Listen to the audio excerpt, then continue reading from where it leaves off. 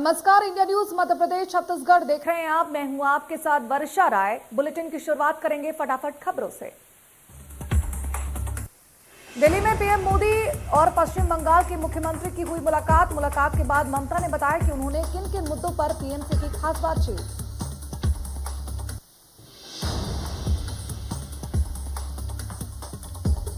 ममता ने बताया कि दोनों के बीच राज्य से जुड़े कई मुद्दों पर बात हुई। बीएसएफ के अधिकार क्षेत्र के विस्तार के मुद्दे पर भी बात की और फैसले को वापस लेने की मांग की।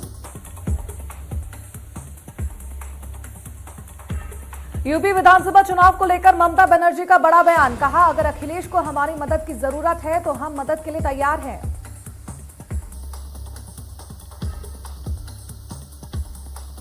प्रधानमंत्री नरेंद्र मोदी 26 नवंबर को संसद के सेंट्रल हॉल में संविधान दिवस कार्यक्रम को संबोधित करेंगे। साथ ही विज्ञान भवन में संविधान दिवस समारोह का भी उद्घाटन करेंगे।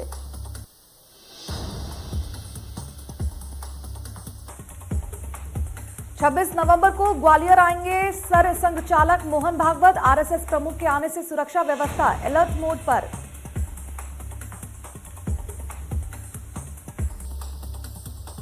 आरएसएस के मध्य भारत प्रांत के 4 दिवसीय प्रांतीय स्वर साधक निगम की शुरुआत यात्रा प्रदर्शनी से होगी। कार्यक्रम में मध्य भारत प्रांत के संघ चालक अशोक पांडे एवं राजा मानसिंह तोमर भी मौजूद रहेंगे।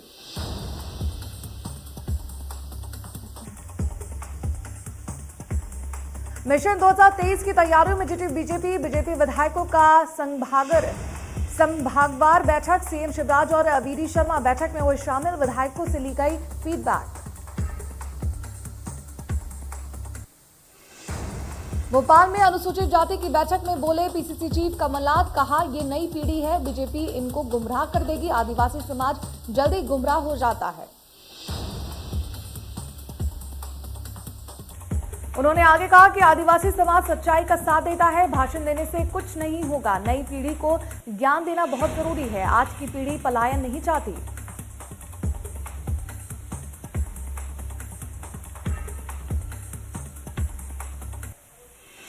मध्य प्रदेश में रामधुन पॉलिटिक्स। कांग्रेस ने की राम भजन के साथ बीजेपी विधायक रामेश्वर शर्मा के बंगले को घेरने की कोशिश। रामेश्वर शर्मा बंगले पर भी रामधुन।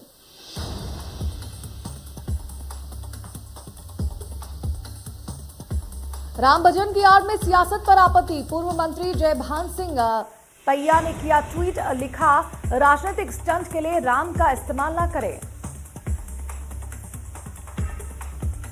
जयभान ने लिखा कि एक हिंदू होने के नाते मन शुद्ध है। उन्होंने राजनीतिक पार्टियों को प्रोपेगेंडा के लिए दूसरा तरीका अपनाने की सलाह दी है।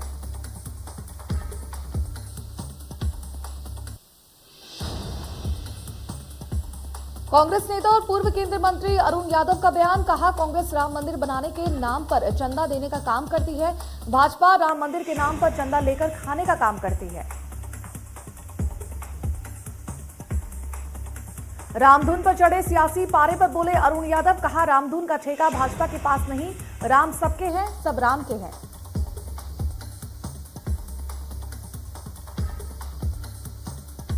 छत्तीसगढ़ में नगरीय निकाय चुनाव की तारीख का ऐलान। 20 दिसंबर को होंगे नगरीय निकाय चुनाव। घोषणा के साथ आचार संहिता होगी लागू।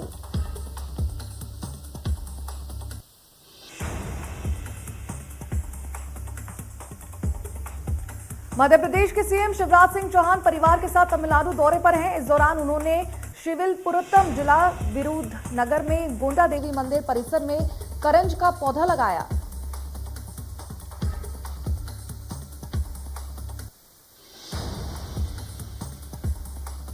सीएम शिवराज सिंह चौहान धार्मिक दौरे पर हैं। वे साउथ और महाराष्ट्र के मंदिरों में दर्शन कर रहे हैं। मंगलवार को सीएम शिवराज सिंह चौहान परिवार के साथ तमिलनाडु पहुंचे थे।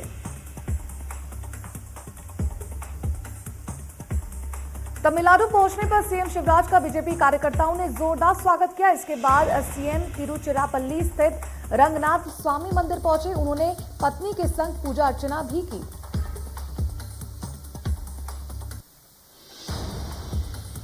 रंगनाथ स्वामी मंदिर के बाद सीएम ने तिरुमाला स्थित जीआर मठ पहुंचकर दर्शन के। साथ ही सीएम शिवराज सपरिवार कल देर रात मुदैरे में मीनाक्षी मंदिर के दर्शन करते हुए नजर आए।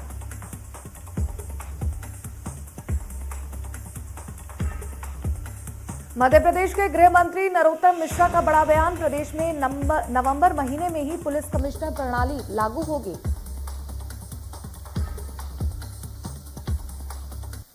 गृह मंत्री नरोत्तम मिश्रा ने कहा कि इसके प्रस्ताव को कैबिनेट और विधानसभा में पास कराने की जरूरत नहीं है।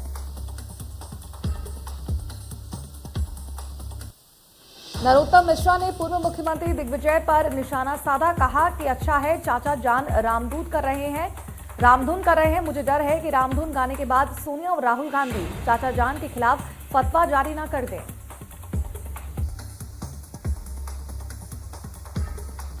गृह मंत्री नरोत्तम मिश्रा ने विधानसभा सत्र छोटा होने के कांग्रेस के आरोप पर कहा कि कांग्रेस अजब है, सदन में हंगामा करती है और सड़क पर चर्चा की मांग करती है।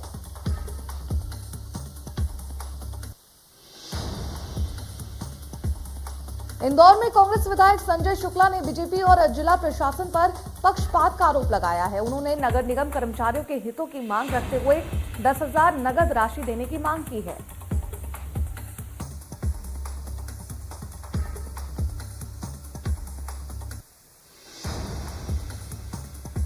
ग्वालियर में बिजली के लिए साक्षरता अभियान। बिजली बचाने के लिए लोगों को जागरूक किया जाएगा। स्कूल कॉलेजों के बच्चों से ली जाएगी मदद। बिजली के लिए साक्षरता अभियान।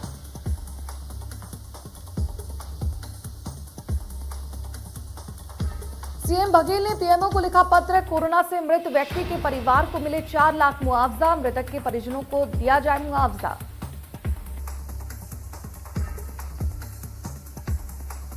उसना चावल नहीं खरीदने पर केंद्र पर गरमाई सियासत। सीएम भूपेश बघेल ने प्रदेश के सभी सांसदों को लिखा पत्र। मामले को संसद में उठाने की मांग।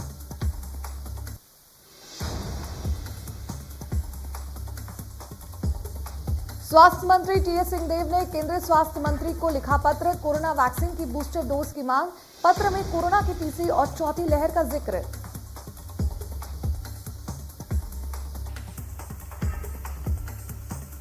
बेमेतरा में जन जागरण रैली में शामिल हुए स्वास्थ्य मंत्री टीएस सिंहदेव। बेमेतरा जिला मुख्यालय में कांग्रेसी नेताओं ने सर्किट हाउस में उनका जोरदार स्वागत किया।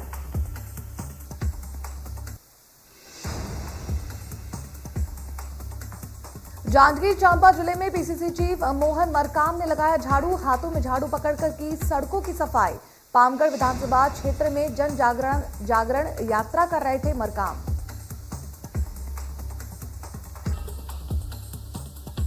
मरकाम ने शिवरी नारायण नगर पंचायत में बच्चों के साथ क्रिकेट भी खेला। पंचायत के लोगों को मिठाई के डब्बे भी बांटे। बढ़ती महंगाई को लेकर केंद्र सरकार पर निशाना भी साधा।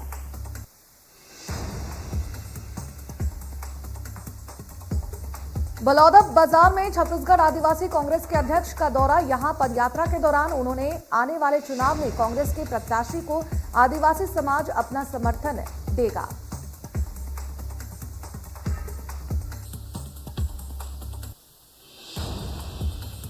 बलरामपुर जिले के सामरी विधायक और संसदीय सचिव चिंतामणि महाराज ने मुख्यमंत्री भूपेश बघेल को पत्र लिखकर पंचायत सचिवों को नियमित करने की मांग की है।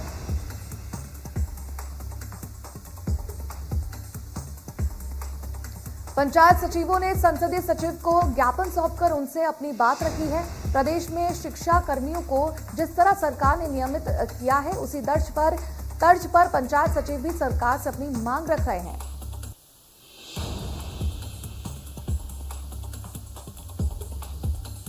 मेडिकल में 27% ओबीसी आरक्षण का मामला। एमबीबीएस सीटों पर प्रस्तावित काउंसलिंग प्रक्रिया पर चीफ जस्टिस की बेंच ने राज्य सरकार से मांगा जवाब।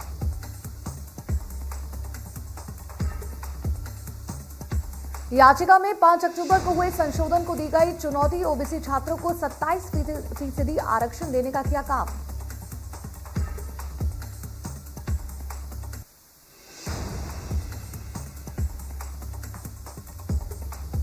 देश की पहली महिला महामंडलेश्वर हिमांगी सखी का बड़ा बयान। कहा न केवल देश बल्कि किन्नर समाज और सनातनी परंपरा को 2014 में आजादी मिली।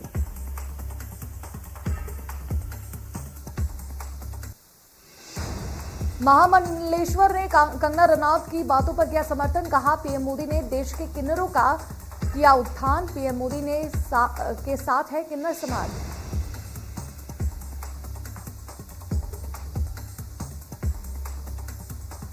महामंडलेश्वर हिमांगी सखी का ऐलान, कहा देश का दूसरा कामाख्या मंदिर मध्य प्रदेश की संस्कार धानी जबलपुर में बनेगा। किन्नरों का आश्रम और शिक्षा के लिए बनेगा अलग स्थान।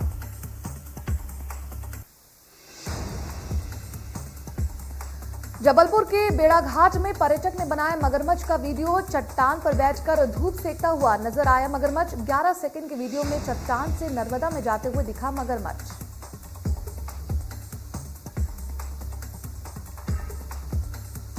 बालाघाट में लो वोल्टेज की समस्या से परेशान किसानों ने घेरा बिजली ऑफिस। नए ट्रांसफार्मर लगाने जाने की मांग की, किसानों ने घेरा बिजली ऑफिस।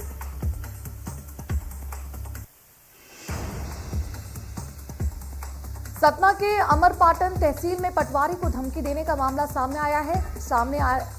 दरअसल मामला ग्राम जगदीशपुर का है, जहां पर पटवारी अपर्णा तिवारी को गांव से एक बदमाश पंकज मिश्रा द्वारा जान से मारने की धमकी मिली। टीकमगढ़ में एक्सीडेंट का वीडियो वायरल। जतारा में चलती बस में से गिरी बच्ची, सीसीटीवी कैमरे में हुई वीडियो कैद।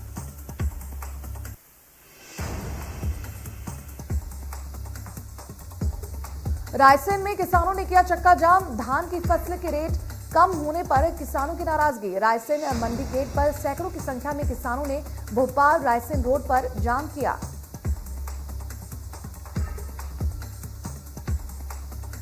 बेमौसम बारिश के किसानों पर मार। महासमुंद में हुए बेमौसम बारिश से किसानों की फसल बर्बाद हो गई है।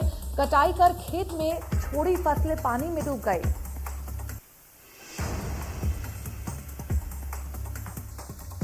जिन किसानों ने अब तक फसल नहीं काटी, उनके फसल खेत में ही गिर गई। प्राकृतिक आपदा क्षेत्र रहे किसान को अब कर्ज चुकाने की चिंता सता रही है।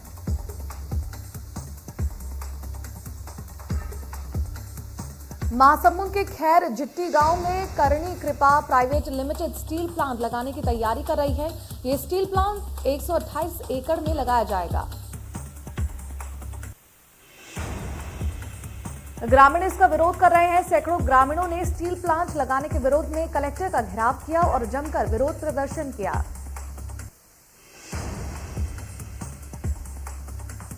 भिंड में अवैध खनिज परिवहन के खिलाफ कलेक्टर के निर्देश पर देर रात खनिज विभाग ने चेकिंग पॉइंट लगाया। कार्रवाई के दौरान रेत से भरा एक डंपर पकड़ा गया। डंपर चालक मौके से फरार हो गया। जानकारी के मुताबिक कार्रवाई से पहले ही खनिज निरीक्षक पर डंपर छोड़ने का दावा डाला गया है और चेकिंग पॉइंट खनिज विभाग मौके से कार्रवाई करने से पीछे भी हट रही है।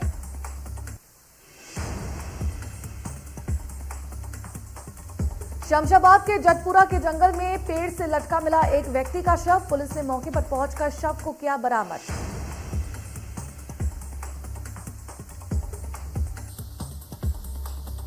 पन्ना के उथली हीरा खदान में फिर मिला बेशकीमती हीरा। 6.66 कैरेट के हीरे की अनुमानित कीमत 20 लाख से ऊपर बताई जा रही है।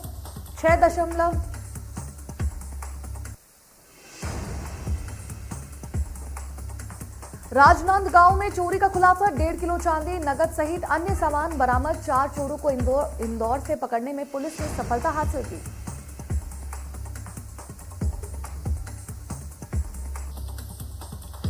मनेंद्रगढ़ में स्कूल टाइम में बेवजह स्कूलों के आसपास घूमने वाले लड़कों पर मनेंद्रगढ़ पुलिस ने कार्रवाई की है। करीब 30 से ज्यादा गाड़ियों को जब्त किया गया।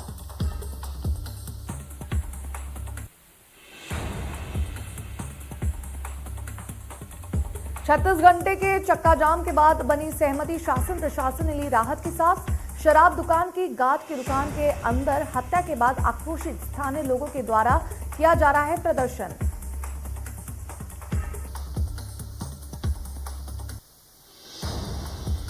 जबलपुर में स्पोर्ट्स क्लब पर पुलिस की छापामार कार्रवाई। क्लब के पीछे कमरे में खेला जा रहा था जुआ। मामले में 9 आरोपी गिरफ्तार।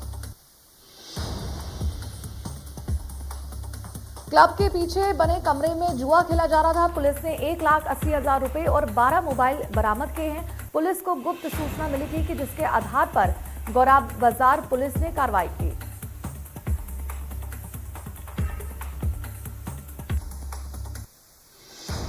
इंदौर में अवैध शराब की खरीदी बिक्री करने वालों पर पुलिस का शिकंजा। पुलिस ने अवैध रूप से लाई गई 14 पेटी शराब के साथ 2 आरोपियों को गिरफ्तार किया।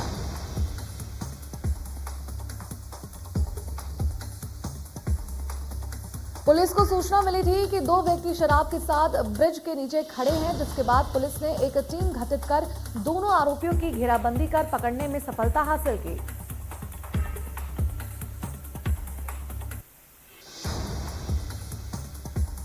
सिंगरौली जिले के सरई थाना में अनोखी शादी का मामला सामने आया है। ऊर्जा महिला हेल्प डेस्क संचालक पुष्पा गिरी के पास एक युवती पहुंची और रिपोर्ट दर्ज कराकर युवती ने अपनी शादी कराने की गुहार भी लगाई।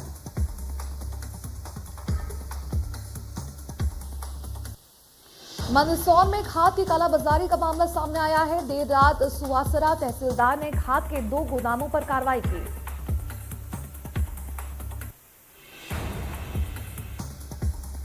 जानकारी के मुताबिक क्षेत्र में लगातार यूरिया खाद की कमी से देखी जा रही है, जिसके बावजूद गोदामों से अधिक दाम में व्यापारी खाद बेच रहे हैं।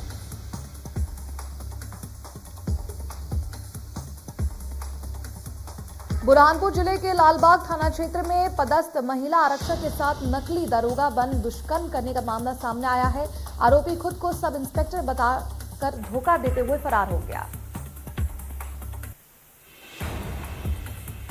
आरोपी पिछले कई दिनों से महिला आरक्षक से शादी का झांसा देकर दुष्कर्म कर रहा था। पीड़िता ने इसकी शिकायत बुरहानपुर एसपी से की, जिसके बाद आरोपी युवक को गिरफ्तार किया गया।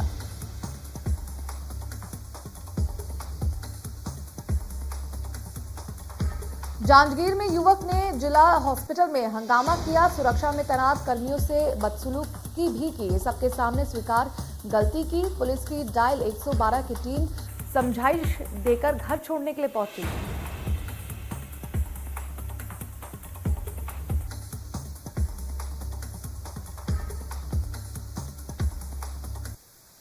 रायसेन में वन विभाग का छापा। जिले के बरेली में फर्नीचर बनाने वाले चौहान फर्नीचर से दरवाजे के पल्ले सौगान की झिल्ली बरामद की गई है।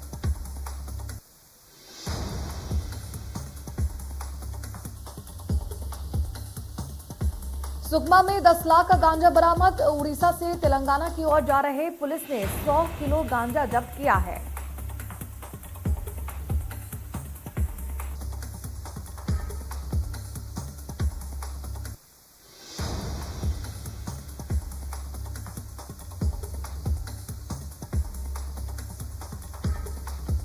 विदिशा की सिरोंज पुलिस ने गांजा पकड़ा, 2 आरोपी भी गिरफ्तार। पुलिस कर रही है आरोपियों से पूछताछ। आंध्र प्रदेश से लाया जाता था अवैध रूप से गांजा।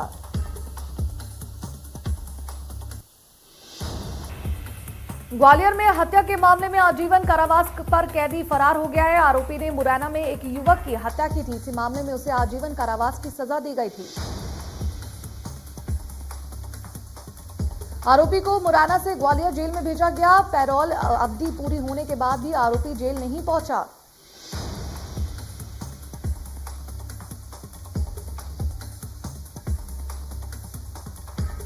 जांजगीर चांपा में सड़क किनारे मिला शव। घटनास्थल पर टूटे हुए डंडे पड़े हुए थे और मृतक के शरीर पर कई निशान थे। डंडे से पीट कर हत्या करने की आशंका है। घटना हसौदा थाना क्षेत्र की है।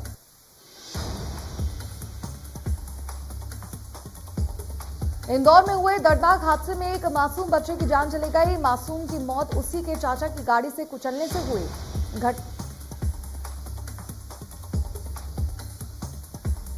गाड़ी रिवर्स करते समय बच्चा गाड़ी के चपेट में आ गया, जिससे बच्चा गंभीर रूप से घायल हो गया। बच्चे को अस्पताल में भर्ती करवाया गया। इस दौरान बच्चे की मौत हो गई। ग्वालियर में तेज रफ्तार जीप सड़क किनारे खड़े ट्रक में पीछे से टकरा गई। जीप में सवार 2 लोगों की मौत हो गई और 6 लोग घायल हो गए। फैक्ट्री से लौट रहे कर्मचारियों की जीप ट्रक से टकराई। बानमौर की विक्स कंपनी से कर्मचारी लौट रहे थे। बेकाबू रफ्तार और ड्राइवर की लापरवाही से यह हादसा हुआ।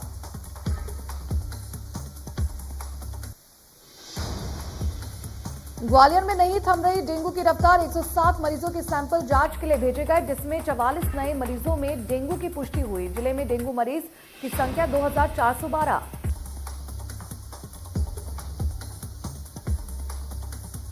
इंदौर में डेंगू के 15 नए मरीजों की मौत की पुष्टि। मरीजों की संख्या पहुंची 1066। Active case 22।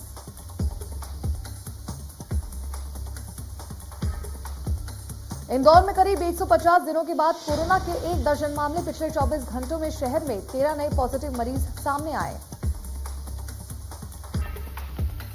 आईआईएम में मैनेजमेंट कोर्स कर रहे 9 आर्मी ऑफिसर कोरोना पॉजिटिव हुए। बढ़ते मामलों को लेकर स्वास्थ्य विभाग ने लापरवाही न बरतने और मास्क लगाकर सोशल डिस्टेंसिंग का पालन करने की एडवाइस दी। छत्तीसगढ़ में कोरोना सतर्क रहने की जरूरत। 14 जिलों में 39 नए कोरोना संक्रमित, 1 कोरोना संक्रमित की मौत।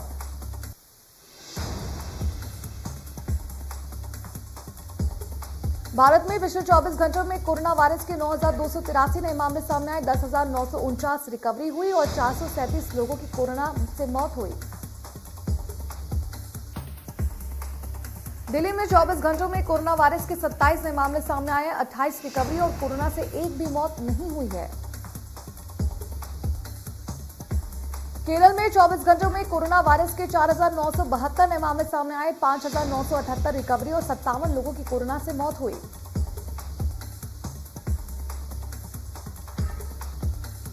सुप्रीम कोर्ट दिल्ली एनसीआर में फैले प्रदूषण के मामले की अगली सुनवाई 29 नवंबर को करेगा। सुप्रीम कोर्ट ने केंद्र सरकार से 2-3 दिनों तक वायु प्रदूषण को नियंत्रित करने के उपायों को जारी करने के लिए कहा है। सुप्रीम कोर्ट ने कहा कि अगर प्रदूषण का स्तर 100 हो जाता है तो कुछ प्रतिबंध हटाए जा सकते हैं। पीएम मोदी के ऐलान के बाद तीनों कृषि कानूनों को रद्द करने की ओर सरकार ने पहला कदम उठाया। मोदी कैबिनेट की बैठक में तीनों कृषि कानूनों को रद्द करने की मंजूरी मिली। शीतकालीन सत्र में आगे की प्रक्रिया शुरू होगी, जिसमें तीनों नए कृषि कानूनों को रद्द करने की प्रक्रिया तेज हो जाएगी।